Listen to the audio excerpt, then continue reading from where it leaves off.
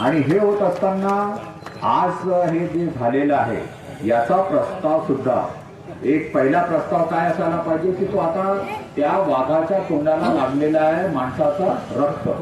म्हणजे तो दुसऱ्या लोकांवर सुद्धा हल्ला करेल, म्हणून त्याला जेरबंद करून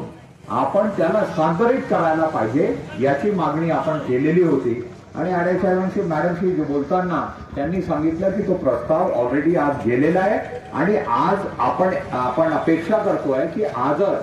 तो जो निर्णय आहे माध्यमातून आज आपण पर्यटनाकरता आपण लोकांना इथं आमंत्रित करतो, पण आपण इथले स्थानिक रहिवासी असताना आपल्यावरती काय पाळी येते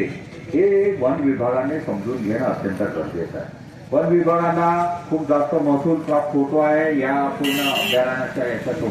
पण त्याच्या अनुषंगाने स्थानिक लोकांना जो त्रास आहे ते समजून घेणं अत्यंत गरजेचं आहे। अनेक बाबी घडल्या, आता जांभळा पाणीला एका बाईची मृत्यू झाला होता, तिला मग आपण करून दिला, त्यांच्या मिस्टरांना आपण वाघांच्या हल्ल्याच्या माध्यमातून हा जो रस्ता रस्ता आंदोलन झालेला आहे या कार्यक्रमाला उपस्थित या गावातले प्रथम नागरिक आमचे मित्र आणि सहकारी सुशील रामटेके साहेब, माजी जिल्हा परिषद सदस्य आमचे मित्र आणि सहकारी मनोज चित्तरमारे साहेब, इथं उपस्थित सगळे मान्यवर, मी लुटे साहेबांना ओळखतो, प्रशांत इथं आहे, सगळ्यांची नावं घेऊ शकतो, गाजनान कावळे साहेब दिसत आहेत मागे जरी लपलेले असले तरी, इथं उपस्थित वन विभागाचे घाटेकर साहेब, उपस्थित आडे मॅडम आणि AC धनविजय साहेब,